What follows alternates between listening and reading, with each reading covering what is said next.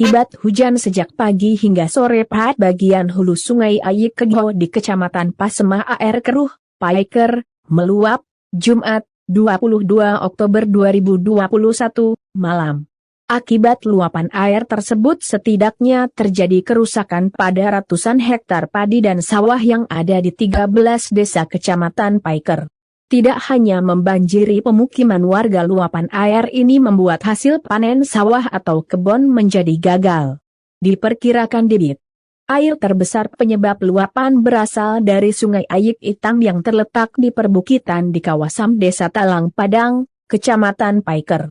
Banjir mengakibatkan jembatan gantung di Desa Talang Padang putus. Tidak hanya itu, di Desa Lawang Agung ada rumah yang posisinya bergeser dan hancur disapu air, kata Camat Paiker, Noperman Subhi, Sabtu, 23 Oktober 2021. Masih dijelaskan Camat, katanya ribuan karung gabah yang disimpan maupun dijemur di gudang padi hanyut tersapu oleh luapan air. Tinggi banjir di pemukiman berkisar 1 hingga 1,5 meter, tambahnya.